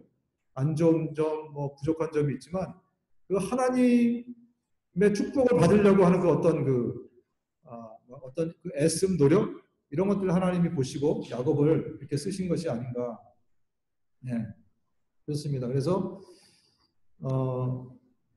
야곱이 계속해서 축복을 갈구하는 사람입니다. 그래서 먼저 이제 에서를 속이고 아버지를 속이고 도망가다가 제일 먼저 위로 올라갈 때 어디에서 잡니까? 돌베개를 베고 베델에서 자잖아요. 베델이 몇 번째 장소였죠? 아브라함의 두 번째 장소였잖아요. 그죠? 세겜에 먼저 왔다가 그다음 베델로 내려갔다 그랬잖아요. 거기에서 사닥다리 이 사건을 봅니다. 환상 중에. 그러니까 하나님이 축복하시겠다 그러니까 땡큐 그러고 안심하고 이제 올라가게 됩니다. 약속을 받고. 그러니까 야곱은 하나님이 축복만 주시겠다 그러면 만사 오케이예요. 다 끝나니까. 네. 그래서 이제 야곱이 올라가고 근데 자기가 두 번 속였잖아요. 그죠? 근데 똑같이 올라가서 두 번 속임을 당합니다. 네. 그리고 14년을 머슴 생활을 하게 되죠. 근데 여기에서 보면 이제 그 자녀 경쟁 사건이 나와요. 레아하고 라헬하고. 근데 이 레아는 시력이 안 좋다. 근데 이게 무슨 얘기냐면 못생겼다는 얘기예요. 시력이 안 좋다. 레아는 못생겼어요. 근데 하나님이 공평하십니다. 나중에 막벨라 굴에 누가 묻히냐면 레아가 묻혀요. 정실 부인이 돼요. 레아가. 얼굴은 못생겼지만. 네. 그리고 이제 라헬을 통해서는 또 이제 요셉을 나오게 그렇게 해주시잖아요. 그죠? 이 사람들이 경쟁한 얘기가 막 나옵니다. 자기의 그 빌하를 통해서 또 실바를 통해서 몸종들을 통해서 막 났는데 왜 이런 경쟁을 하는가? 이 기업을 자꾸 물리려는 그런 어떤 그 고엘의 정신들을 그들이 갖고 있었기 때문에 계속해서 경쟁을 하고 하나님이 이 경쟁을 통해서 어떤 선한 일을 하시냐면 이스라엘의 12지파를 이렇게 만들어내시는 그런 일들을 이제 여기서 하게 되는 거죠. 자, 그래서 하나님께서 이렇게 제가 성경을 읽다가 쭉 보면 우리가 공부를 해도 공부를 열심히 하는데 성적이 안 좋은 사람들이 있어요. 열심히 하는데 핵심을 못 짚어서 그래요. 근데 공부를 많이 안 하는데도 성적이 좋은 사람이 있어요. 그 사람들은 핵심을 잘 짚어요. 신앙생활을 해도 곧 비슷한 사람들이 있는 것 같아요. 그러니까 내가 봐서 중요하다고 생각하는 건 중요한 게 아니에요. 하나님이 보셔서 뭐가 중요하다? 그러면 참 중요한 거예요. 야곱 같은 인간은 정말 이렇게 우리가 볼 때도 별거 아닌데, 하나님의 축복이면 다 된다는 걸 그는 딱 아버지를 보고 알았기 때문에, 그거 하나로 완전히 몰두하니까 하나님이 그걸 기쁘게 여기시는 거예요. 그죠? 이 고열 정신, 하나님이 이 정신을 통해서 나중에 이제 십자가의 이거를 이루어 가시는데, 이것도 핵심을 잡으면, 핵심 잡은 사람에게는 하나님이 축복을 주시는 거잖아요. 우리는 다행히 이 성경의 이야기들을 다 알고 있기 때문에 진짜 하나님이 뭘 기뻐하시는가? 영원 구원입니다, 여러분. 지금 이 시대에 우리에게 하나님이 주신 가장 핵심 내용은 그래서 영원 구원 정말 그걸 위해서 애쓰고 살아가는 사람은요. 다른 그 어떤 거를 해봤자 이 사람하고 비할 게 못 돼요. 그렇기 때문에 여러분 정말 be smart. 정말 지혜롭게 우리가 신앙생활을 잘 했으면 좋겠습니다. 자, 야곱이 이제 그래서 그 머슴 생활하고 뭐 별의별 얘기가 지금 다 나오죠, 그죠? 그래서 뭐 얼룩진 것들을 다 자기의 그 수단과 방법을 가지지 않고 자기 것으로 또 이렇게 만들어서 그래서 이제 야반도주를 하게 됩니다. 야반도주를 하면서 내려오다가 그 길르앗이라는 지역에 돌무더기를 이제 쌓으면서 거기서 라반하고 이제 마지막 화해 비슷하게 하고 그리고 거기에 이제 드라빔 사건이 나오잖아요. 드라빔이 왜 거기에 나오느냐 궁금하실 텐데 이게 당시에는 여러 신을 섬겼어요. 고대 사회에는 신이 지역마다 큰 신이 있었어요. 그래서 가장 큰 신이 누구냐? 무슨 신. 그 다음에 로컬 신이 또 있는 거예요. 그 다음에 가정에 또 가정신이 있는 거예요. 신이 여러 가지가 있는 거예요. 그러니까 온전히 하나님만 섬겨야 되는데 이제 그렇지 못했던 거죠. 그러니까 이제 하나님이 아브라함을 통해서 그걸 세상 가운데 내가 유일한 신이다라는 것을 이제 가르쳐 주려고 하신 거예요. 그러니까 이미 이 사회는 그렇게 그만큼 어지러져 있었던 거예요. 그래서 라반의 집에도 자기의 가정신이 누구냐면 드라빔이었던 거예요. 근데 그거를 이제 가져온 거죠. 자기가. 그러니까 아직까지 온전한 어떤 여호와 사상, 여호와 하나님, 야훼 하나님에 대한 이 개념들이 확실치 않았다는 거죠. 그래서 하나님이 이제 그 작업을 계속 해 나가고 계신 도중에 있었던 겁니다. 자, 그래서 여기 이제 마하나임 하나님의 군대를 만나고 그 야복 강가에서 야복 강가의 사건이 32장 26절 나오는데 그가 날이 새려고 하니 놓아 달라고 하였지만 야곱은 자기에게 축복해 주시지 않으면 보내지 않겠다고 때를 썼다. 마지막으로 하나님한테 떼쓴 게 뭐라고요? 축복 달라는 거예요, 계속. 왜? 축복 받으면 다 되니까. 이걸 깨달았기 때문에 그런 겁니다. 그래서 하나님이 축복하시면 몇 배라고요? 100배. 자기 아버지를 통해서 받잖아요. 하나님 축복하시면 무조건 100배구나. 그래서 끝까지 축복을 물고 늘어졌던 겁니다. 그리고 33장 10절에 이런 구절이 나와 있어요. 야곱이 말하였다. 아닙니다. 형님께서 저를 좋게 보시면 제가 드리는 이 선물을 받아주십시오. 형님께서 저를 이렇게 너그럽게 맞아주시니 형님의 얼굴을 뵙는 것이 하나님의 얼굴을 뵙는 듯합니다. 저는 야곱이 굉장히 약삭빠른 사람이다. 야, 진짜 어떻게 입에 침도 안 바르고 형한테 이렇게 입에 혀처럼 그렇게 아부할 수 있을까라고 생각했는데요. 성경을 잘 보면 이미 야곱이 하나님의 얼굴을 봤어요. 어디서? 분이엘. 요 바로 전에 분이엘 사건이 나옵니다. 분이엘이 뭐냐면 하나님의 얼굴이라는 뜻이에요. 그렇기 때문에 그 분이엘 사건을 통해서 이제 야곱이 하나님의 약속을 또 받잖아요. 근데 딱 왔더니 형님이 자기를 죽일 줄 알았는데 자기를 안 죽여. 기도 응답이 늦게 되긴 됐지만 기도 응답 받은 거죠. 아, 역시 하나님이 살아계시구나. 하나님이, 그러니까 형의 얼굴 보니까 하나님 얼굴 같은 거예요. 그래서 이런 고백을 그가 이제 하게 되는 거죠. 자, 37절 이제 이야기는 37장부터 50장까지는 이제 마지막 요셉의 이야기로 넘어갑니다. 요셉. 자, 요셉은 다른 건 다 좋은데 눈치가 없는 사람이었어요. 뭐 다 완벽할 수는 없잖아요, 그죠? 근데 우리가 언젠가 한번 또 제가 강조하겠지만 솔직한 거하고 정직한 거하고 좀 달라요. 아는 사람 난 솔직해, 나는 뒤끝 없어. 그러면서 뭐 다 얘기하지만 여기에 성숙함이 들어가지 않으면요, 때로는 내가 솔직해도 얘기하지 않아야 될 때는 얘기하지 말아야 됩니다. 근데 우리는 그걸 잘 몰라갖고 솔직한 거, 정직한 걸 구분을 못하니까 솔직한 것을 정직한 걸로 알고 있어요. 그러다 보니까 더 큰 일들이 막 벌어지고 오해가 생기고 문제가 생기고, 그래서 솔직한 것에는 나의 성숙함을 가지고 잘 판단하셔야 돼요. 우리는 항상 정직해야 됩니다. 솔직함에 대해서는 성숙함을 가지고 대하셔야 됩니다. 요셉이 그런 사람이었어요. 어릴 때는. 솔직하면 다 돼. 그래서 그냥 막 가리지 않고 막 얘기하고 이러면서 미움받고 이런 얘기들이 있었던 것 같아요. 자, 요셉의 특징이 뭐냐면 이 사람은 이제 성장하는 사람이었는데 처음에는 꿈꾸는 사람이었어요. 근데 꿈은 뭐 내가 꾼 게 아니잖아. 하나님 주셨잖아요. 그죠? 그래서 성숙함하고는 상관이 없었죠. 근데 이거 자라가면서 꿈을 해석하는 사람이 됩니다. 그리고 나중에는 꿈을 주는 사람이 돼요. 요셉의 인생을 그렇게 크게 세 가지로 볼 수 있어요. 꿈을 꾸다가 꿈을 해석하는 사람, 나중에는 꿈을 주는 사람. 꿈을 준다는 얘기가 뭐냐? 나중에 창세기 50장 24절 마지막에 보면 자기 해골을 메고 가라 그래요. 왜 해골을 메고 가라 그랬을까? 이스라엘 사람들로 하여금 늘 자신들의 약속의 땅 프라미스 랜드가 여기가 아니라 가나안이다라는 것을, 거기에 대한 꿈을 주기 위해서 요셉이 이렇게 얘기했던 거죠. 네. 자, 그런데 37장부터 50장 사이에 뜬금없이 38장이 나오는데요. 38장에 유다의 얘기가 갑자기 나와요. 그래서 사람들이 이렇게 읽다가 갑자기 왜 유다 얘기가 여기서 뜬금없이 나오지? 그런 생각을 하실 거예요. 간단하게 말씀드리면 유다 이 지금 족장들은 앞으로의 이 지파들의 이름들이잖아요, 그죠? 유다 지파가 나중에 어떻게 되죠?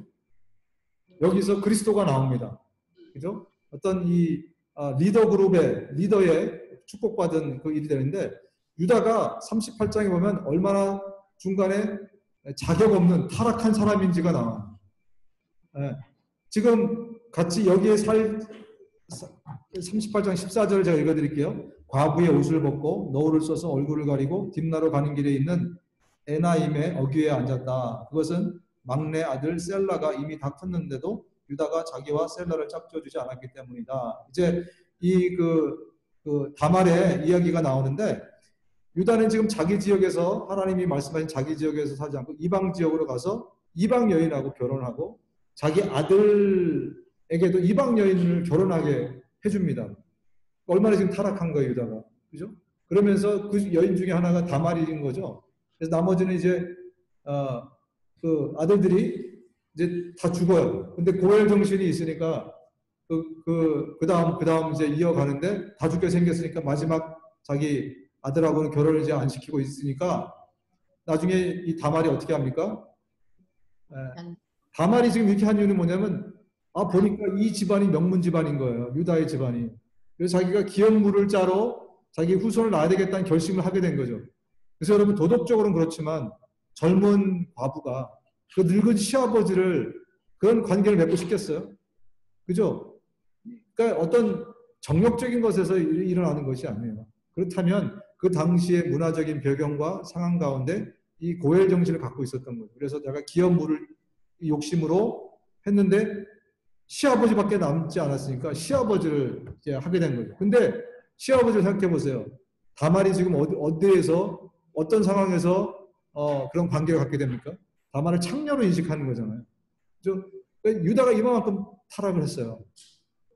근데 왜 이 사건을 여기다 집어넣냐면, 유다가 이 다말을 통해서 회개하게 됩니다. 이 기업 무르는 것이 이방 여인도 이렇게 사모할 정도로 이것이 이렇게 대단한 거구나. 나는 자기가 한 일이 뭐예요? 자기가 주도적으로 요셉을 팔았어요.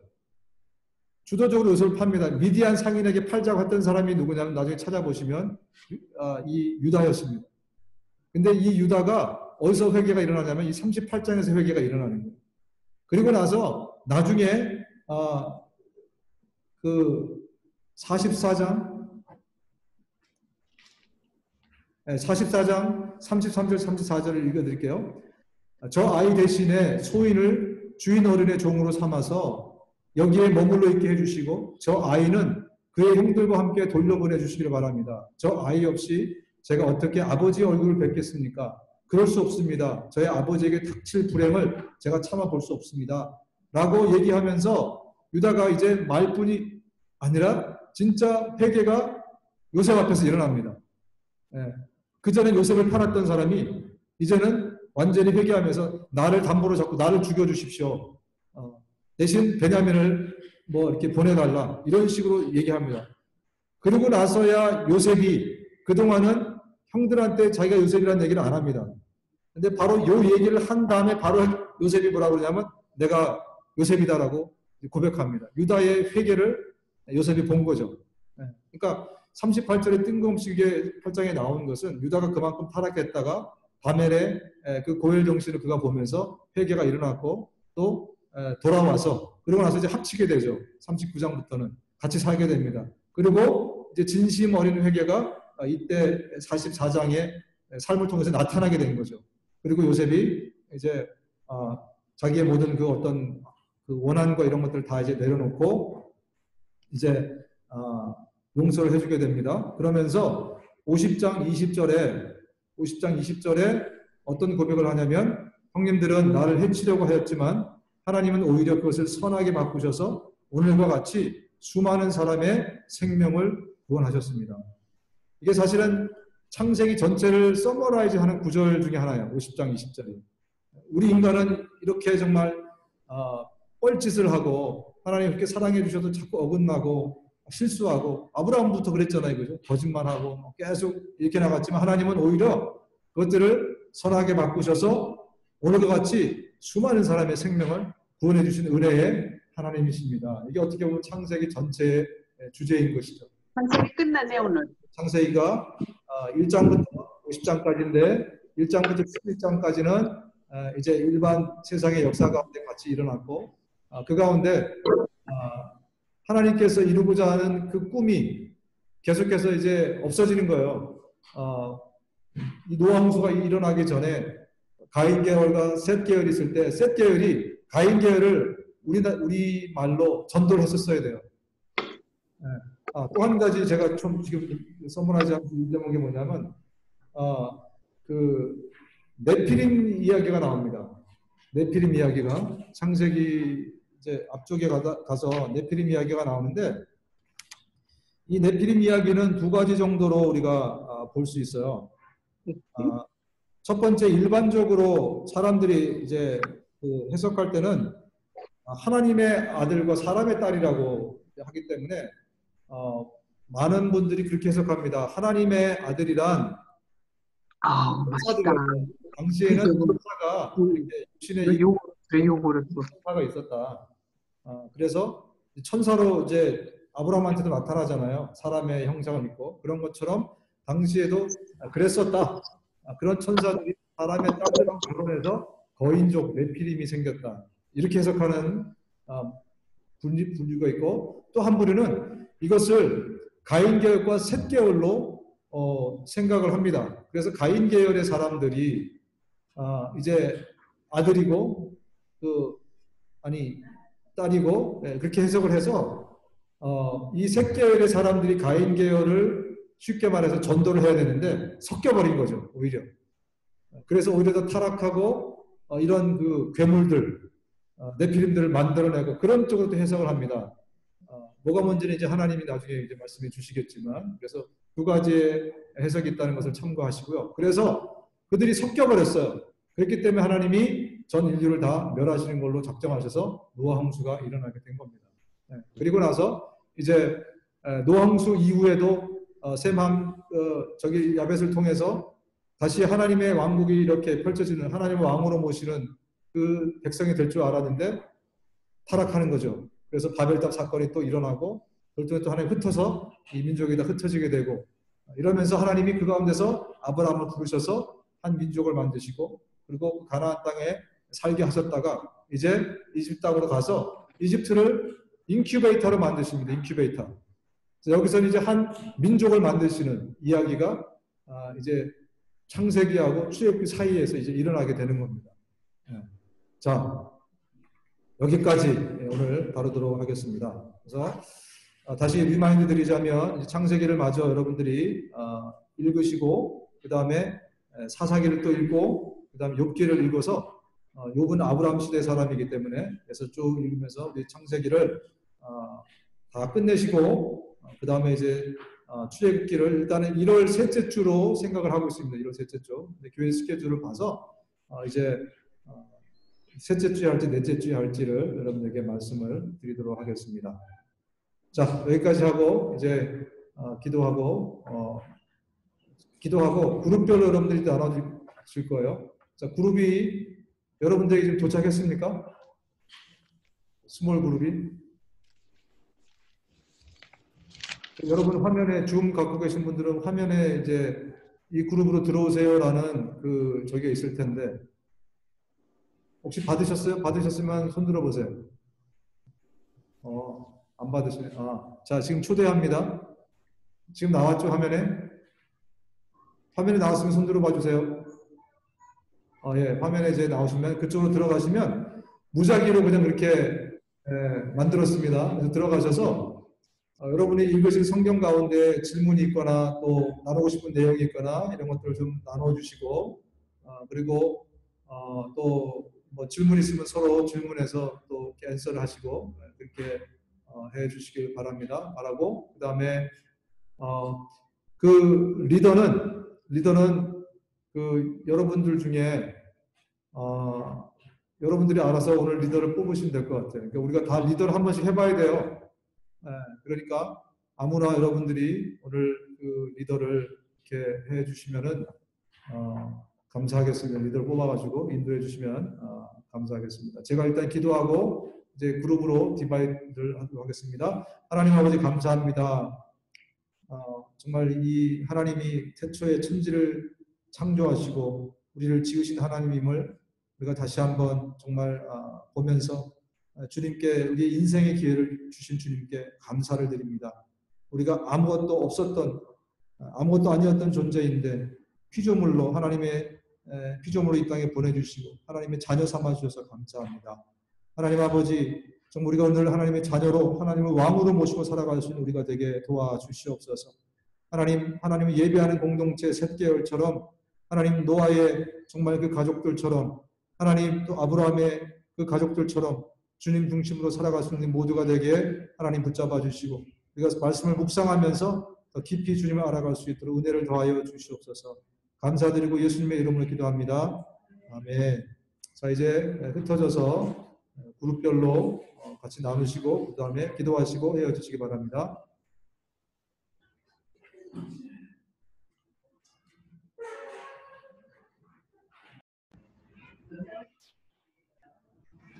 그룹은 한 5명씩 되어 있는 것 같은데요. 자, 여기서 이렇게 딱 장희 집사님은 4화면, 5화면 앞에 나눠서